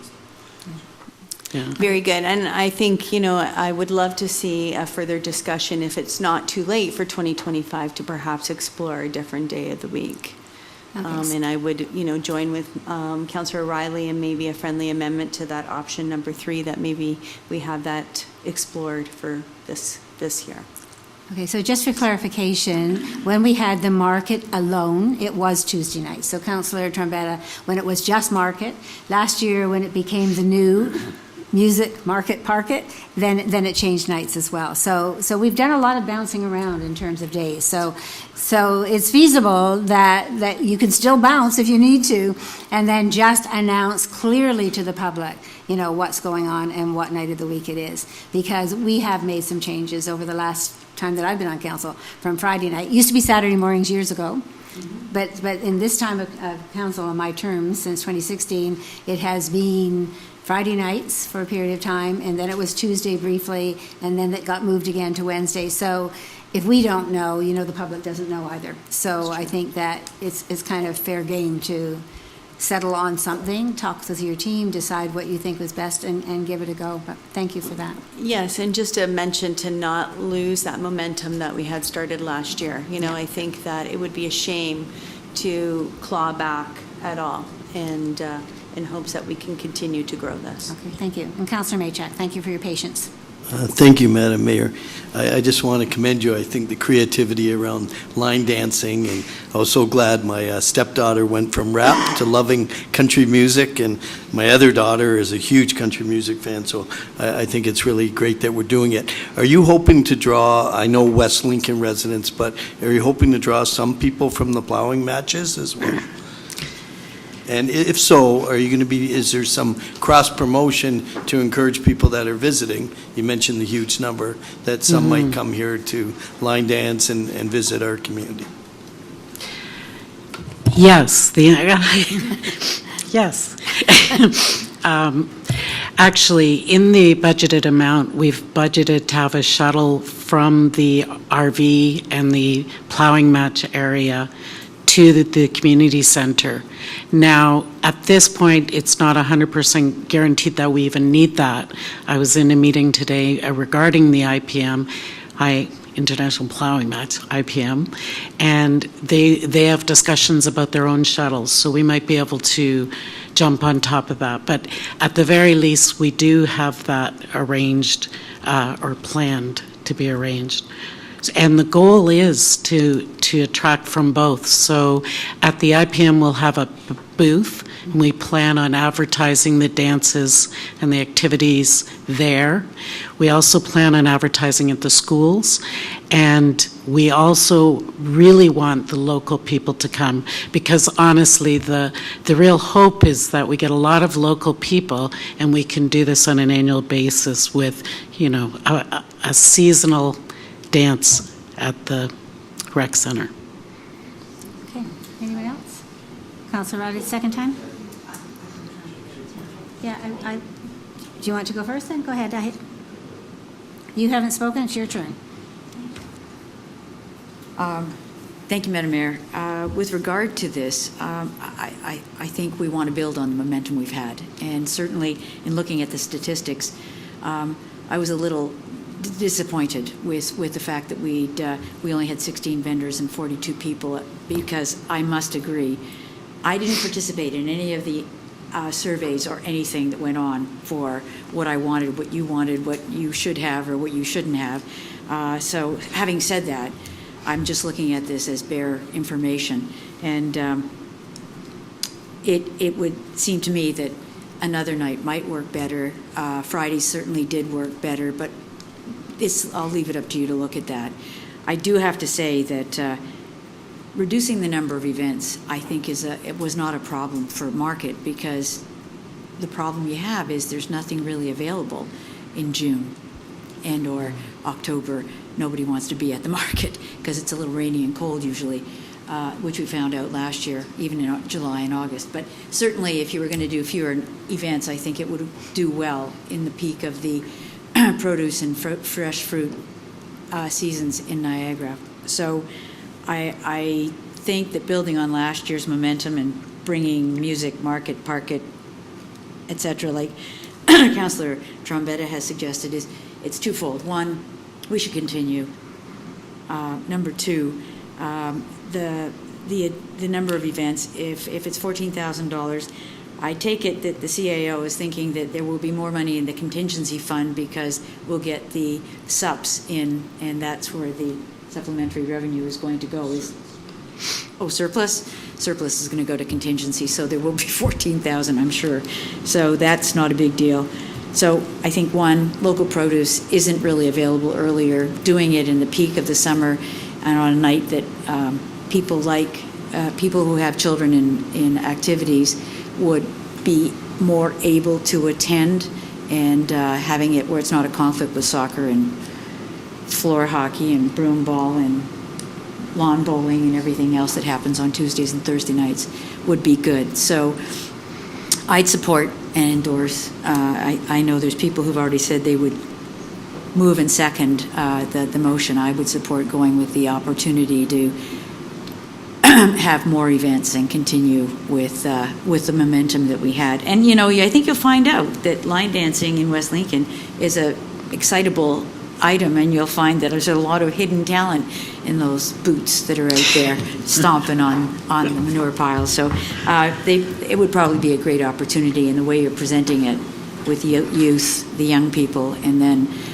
their adult parents trying to do it without falling would be a great opportunity. So I just think that if you can't do it on another night, you should think very heartily about it early for next year. I'd love to think that you could do it where it wouldn't be a conflict for this year, and we might be able to improve attendance for the market. So doing it on a different night is important. There's not a lot to happen outside of the peak season in summer, so I think that the 6 that you had was well attended because there was options and people had those nights because kids were out of school. So, and money from contingency sounds like it will support you. So good luck and go forward into the line dancing. Thank you. Thank you, Councillor. Councillor Riley, back to you. Thank you, Madam Mayor. I'll be real brief. Through you, back to our director. So you mentioned that you hope that it's a success and that we can continue this moving forward, which I completely endorse and embrace. How will you capture that information, those analytics, to make that decision? So like, considering how this is going to be open during that time, like, do you have a plan, or is this going to be based on a gut feeling? Like, do you have I just kind of want to understand how you're going to get that information to know whether or not it was a success. Through the chair, you raise a good point. I was going to initially say numbers, attendance. I suppose we can easily capture how many people we're transporting from the IPM site up, but we're not going to be asking for ID or anything at the dance. So I can probably I will give council feedback on how many people attended. The other aspect that I didn't mention is we're not charging for the dances. We're asking for community donations to stay in the community. The firefighters have generously suggested that they'll show up with their boots and they will collect donations or food or cash at the door. Perfect. No, I think it's enough. My question was to see if you had a game plan and how you could capture those analytics and bring it back to us next year, because assuming there's going to be a price tag to this at some point, that we'd have to keep in mind moving forward. So whatever you come up with, look forward to hearing about it. Okay, so Well, Councillor Trombetta, back to you for the second time. Real quick. Thank you, Madam Mayor. Hopefully we can come up with some options. I also know that there was an issue back before for the market on the fees of the vendors. You know, I know vendors try to do, when they do these markets, which attracts people's markets, or I kind of say more of a Saturday, people do it as a little side hobby is what they have. They make some jams at home and they want to come there and hopefully, make a couple bucks of the time and make a little bit of profit. And I know I'd like to see if we can revisit, and through you, Madam Mayor, to the CAO and Cynthia, if we can revisit the fees that are associated with, I guess, the renting of the space. Because I remember not just the renting, but I think there was an insurance issue that was charging vendors or to get insurance an astronomical price or something, I don't know. I just remember there was some fee issue there with some of the vendors. So I'd like to see that looked at so we can attract and get more vendors in. Through the chair to the councillor, yes, I think the fees 2 years ago, or last year actually, was something like $380 for the season. I could be off by $1 or $2. Council reduced that to $144 for this year. Young entrepreneurs pay nothing, so they're allowed to be there for free. But that is a consideration that council might wish to make at some point, whether or not you wish to charge fees to attract the farmers. I know that there's been a large number of farmers have been reached out to. In the last year, I think 272 farmers. But I have a vision, I'm just not sure it can be delivered in time for this season, which is I think that my department and I need to come up with a marketing plan where we actually go out to farmers' events, meet farmers, really get to know the people and their needs and how we can provide the farmers' market. You had suggested, Councillor, at one point on a Saturday morning when that'll be heavily attended. That also requires working with the team and figuring out how we will resource the Saturday morning. But there's ideas for that as well, too. Utilizing some of our part-time staff, for example. Great. So I do believe the date and the fees will be, the option to success for our market, Madam Mayor. Thank you. I would agree, and I think the director has heard your comments and certainly has lots on her plate to look at with her team, for sure. Anyone? Okay, Councillor Chichok, go ahead. One last thing, and that is that I do know that the first year it was to have a farmer's market or to have the farming component there, which I know is a complex formula. You have to have 2 farmers for every one normal vendor, qualifies you as a farmer's market, which then puts you into Ontario farming markets, and it covers insurance. So that drops the cost of having everyone insured down. So it might be something to look at because it would help. I know Councillor Trombetta's point, I remember now, is that farmers could get the insurance through their farm, but the problem was that an individual vendor, like a person of youth, or the not-for-profits, were struggling to try and come up with the insurance. That was a problem. Oh, thank you. Thank you. That's good to know. Okay, I think if we've exhausted, what, Councillor Maychak, another comment? Through you, Madam Mayor, just one last question. As a lot of these outdoor events and festivals get more popular, and today the City of Toronto spent hours discussing, even though this township's very safe, there's always a concern of security. So I just want to keep that on your radar with discussions with Niagara Regional Police, just in terms as we go forward to ensure that any outdoor festival or events we take all the necessary measures to make them as safe as possible. Okay. Through the mayor, thank you, Councillor. Yeah, but I agree completely that we have to have our eye on that. We're also noticing, challenges inside events as well that we need to address. So thank you. Last call for any further comments before we go back to Councillor Riley? Okay, so you're ready to? Yes. So Councillor Trombetta moved the motion. You would like to, and you've seconded it, so. Yeah, so I'm going to fill in the blank as option 3. Oh, I threw you to the clerk there. Okay, so the proper procedure for doing that, Mr. Clerk? So through the mayor to council, that'll be an amending motion, as there is a following and subsequent motion that also needs to be carried. Shout out to our Director of Corporate Services and Treasurer. She provided me with this information beforehand in case council went with this, so her foresight is well regarded, because I would not know how to craft this complicated and confusing financial one. So the amendment will go forward to council. This will fill in the blank, and then council will vote on it as a whole. This is simply an amendment to the original.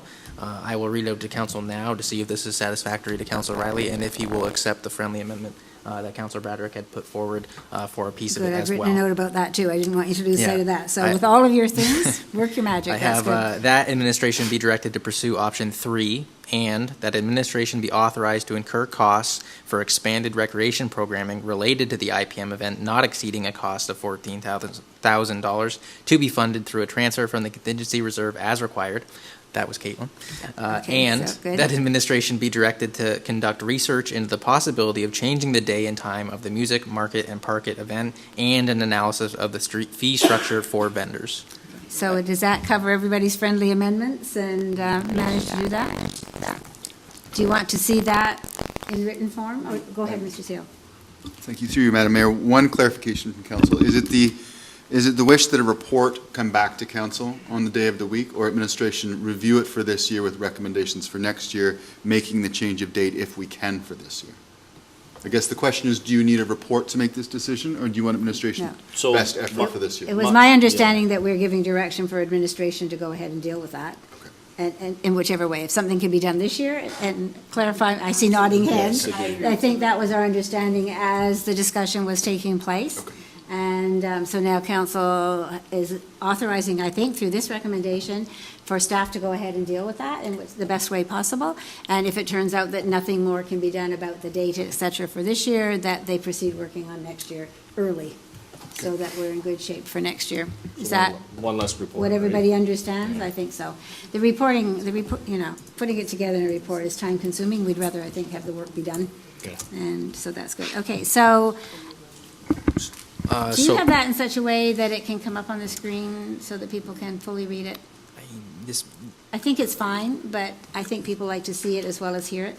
Through to the rest of council, I'm just going to open this. Don't vote. Don't This is vote, just so but- you can view it on your screen. I have no other mechanism Okay, to but place it in front thank of you, you. but this should pop up in front of council. Okay, I so when it comes out, believe. don't vote, just read it and make sure it is really what we're looking at.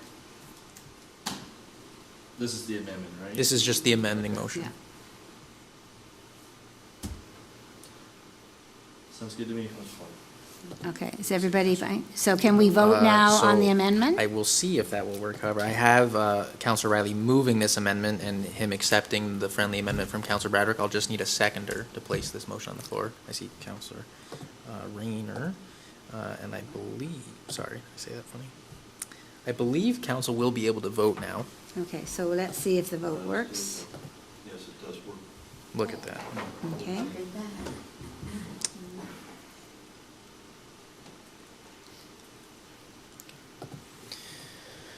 Okay, so So that that did amendment work. The amendment carries. carried, and now we need to go back to the original motion Moved by Councillor Trombetta and seconded by Councillor Riley, right? Yes. So I will go up to this, sorry.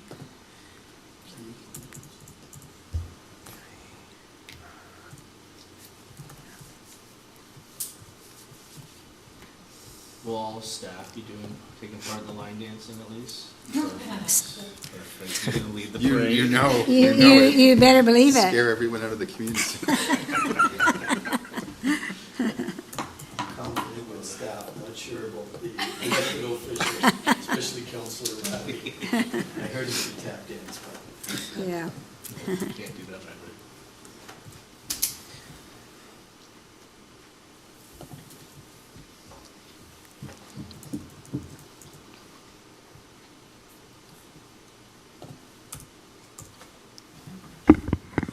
Through the mayor to the rest of council, sorry, I just had to move it over to the original. So it is the existing motion that recommendation report CS-04-2025, titled 2025 Event Series Options dated May 26, 2025, be received, and that administration be directed to proceed with option 3, and that administration be authorized to incur costs for expanded recreation programming related to the IPM event not exceeding a cost of $14,000 to be funded through a transfer from the contingency reserve as required, and that administration be directed to conduct research into the possibility of changing the day and time of the music market and parket, and an analysis of the fee structure for vendors. This is the original motion now with that amendment attached to it. So now you're voting, when it comes up again, on the original motion as amended. And so please vote, it should be in front of you. Yeah, with the amendment, there's always an extra vote. Okay, and that also carries. Good discussion and good results, I think. Thank you. All right, 14.2 is Growth and Sustainability Committee minutes of May 12th. Councillor Chichok, you have that. I just want to thaw out before I start reading.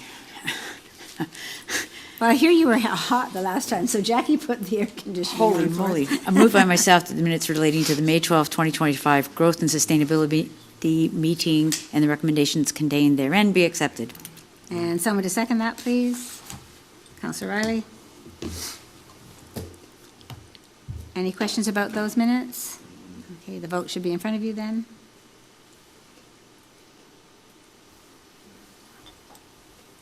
And that carries. The Operations Committee minutes, Councillor Riley, you have those? I do. Move by myself that the minutes relating to the May 20th, 2025 Operations Committee meeting and the recommendations contained therein be accepted. Okay, and someone to second those minutes? Councillor Maychak, will you do that? Thank you. Any questions about those minutes? No. Okay, seeing none, the vote will be in front of you.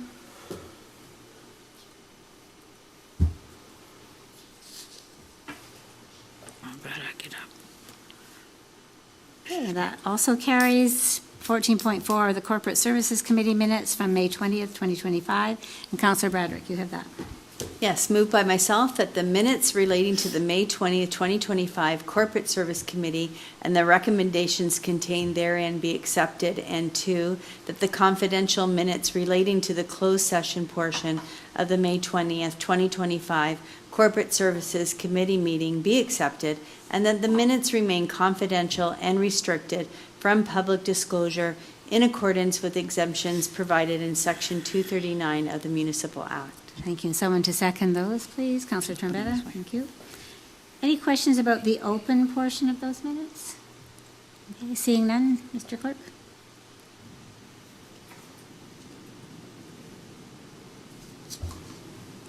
And that resolution carries. Community and Protective Services Committee minutes from May 20th. Councillor Trombetta, you have that? Thank you, Madam Mayor. Move myself that the minutes relating to the May 20th, 2025 Community and Protective Services Committee meeting and the recommendations contained therein be accepted. And someone to second those, please. Councillor Maychaks. Any questions about those minutes? Okay, seeing none, again, we're ready for the vote.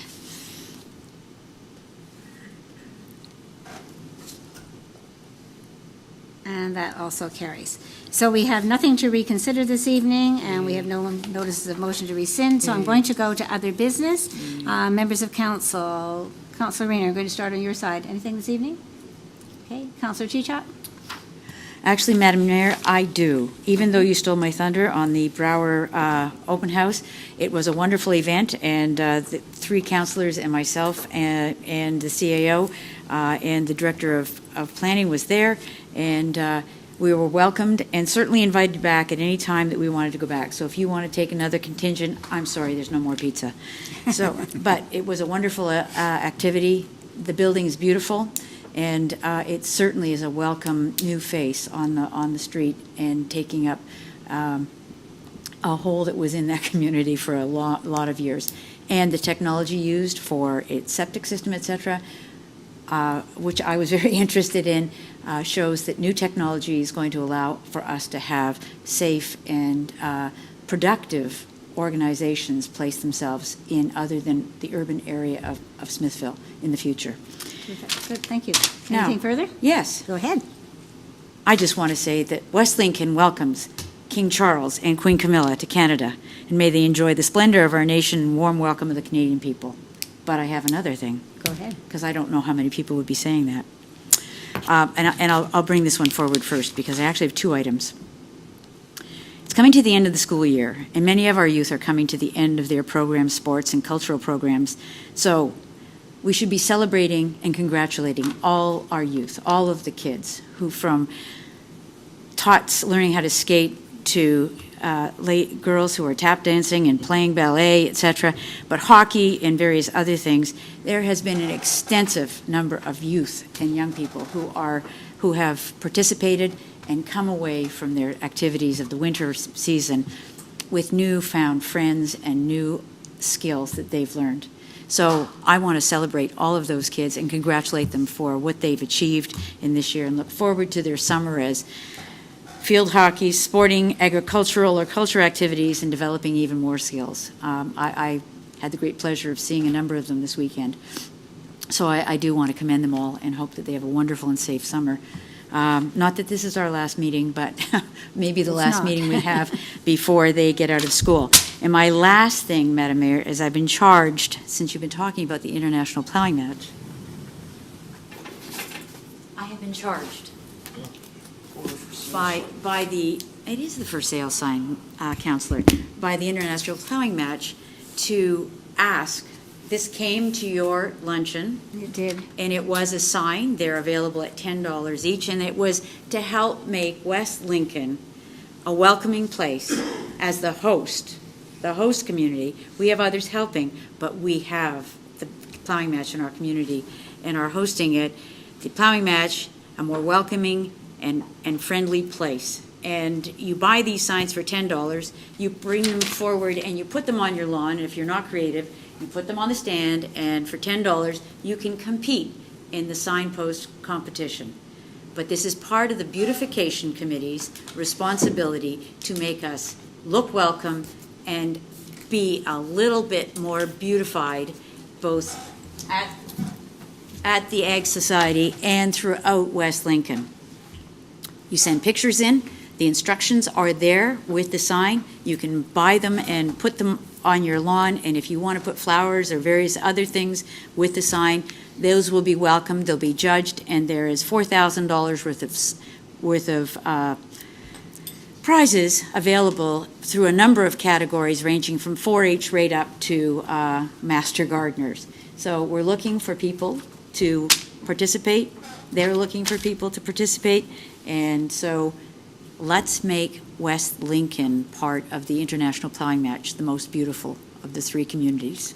So I think that information has leaked out before your announcement, because there was a lady who came to reception today asking about some beautification thing that our poor receptionist had no idea. She came into the building further to sort of ask questions, and nobody had any information. So we need to do something really good about making sure that that information gets Well, out. knowing the chairperson of the beautification Yes, you committee, do know that person. periodically speaking with that person, I might be able to get us more information. But we'll get copies of this put into the lobby. That's what it needs to be, because people, as I say, that I'm sure that's what the woman was referring to who I'm stopped sure it by is. today. From our farm to your table. So I think we should probably get a number of these and put some of them in the rec center as well. So. good, okay, thank you. That's all I have to say, except that thank you for your report tonight. It was wonderful. Okay, Councillor Riley. Thank you, Madam Mayor. Through you to Councilor Chichek, if she's got change for a 20, I'll buy one of those signs right now. So, otherwise, I do. You opened that. She will do I that. have $20 on me, so I'll happily take one home. Other than that, you covered everything I was going to cover, so wish everyone a good night, and I'm good to go until Okay, next month. thank you. Councillor Turnbull, anything? Councillor Bradrick, anything this evening? Yes, Madam Mayor, just a couple of things. The Silverdale Hall has their annual barbecue this Friday. It's a great event. It's a fundraiser for that community hall. They're having a barbecue and a penny sale. So if you are looking for a good, quick meal, come early before the good stuff is gone. Also, I did want to comment to the Director of Public Works, who isn't here, about kudos around the cleanup of the roundabouts.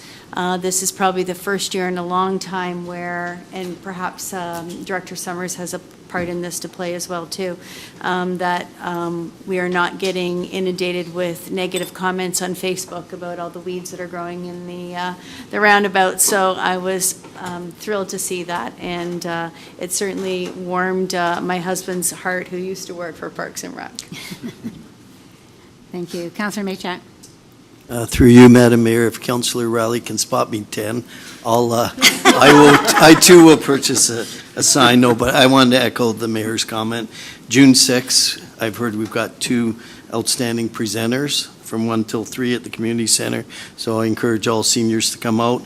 But I wanted to congratulate staff and yourself, Madam Mayor, for your success on the grant for the September 26th event. I think that fair will be outstanding and maybe the largest we've had in past years. So looking forward to both events, and thanks for all your work. We should add on that we always have, for those senior events, good food and hot coffee, right? So, okay, so the one thing that I wanted to add, other than what I did in my remarks, was just, again, and I'm sorry that Director DePaula isn't here, but I know it also has to do with Director Summers. The new banners that have been put up look great. They were so timely. The others were getting so sad looking. So it really freshened things. And now that the pots of flowers are also up, it certainly is brightening the town. So if we also are doing something about, fixing up gardens for the plowing match, and people are looking at sprucing their properties, we can be looking pretty spiffy by the time our visitors come to town. So thank you for all of that. Is there anyone who has an item of new business that they wanted to bring up this evening? Okay, and so that takes us to bylaws, and Councillor Chichok, you have those. Thank you, Madam Mayor. Moved by myself that leave be granted to introduce bylaws 2025-29 to 2025-34 inclusive by number only, and that same shall be considered to have been read a first, second, and third time with one reading and are hereby adopted. And that the mayor and clerk be and are hereby authorized to sign and affix the corporate seal thereto, any rule of this council to the contrary notwithstanding. Someone to second bylaws? Councillor Bradwick, you usually have to read them, so I'm sure it's easier just to second. Thank you. Okay. Any questions about any of those bylaws? Any that anyone wishes to pull? Councillor Rayner? Yes, I'm just asking. I thought they had to be read individually, but they don't have to be? Well, Councillor... They used to be read yes. when I first So started. we You used had to to read every one of them. Exactly. And then we have asked members of council to read each of the numbers. So it would be 25-29, 25-30. But what Councillor Chichok did was include those numbers and add appropriate wording to say inclusive of those numbers. And that's so it. she I just kind want of to check with the clerk if that's acceptable. so she kind of slurred over it that way in a different manner. And it is our clerk who has indicated the way that they should be read. So I'll defer to his decision. Through the mayor, to the rest of council and to Councillor Rayner, it is acceptable. The motion being put forward in front of council will be the one with the nomenclature with each individual number. It is duly noted. I understand it may have hit your ears differently. However, the motion in front of council that will be voted on in front of you will be inclusive of the numbers. Thank you. So what do you say, that it's all right? So what he's saying Why did you is... just say that? What he's saying is the wording that Councillor Chichok used was appropriate, What's easier to do, especially because there are many more of them, is to actually list them out. Thank you, Madam Mayor, for interpreting the clerk because I didn't understand his English. Okay. Thank you so much. So the vote will be in front of you. It was so clear, much clearer. My e-script crashed. Okay. And as soon as that comes up, It's up. No, it's not. Yes, it is. that also carries, the bylaws will pass. And that does end our meeting this evening at the hour of 9:03. So I declare this meeting adjourned. Thank you all for your time and for your input.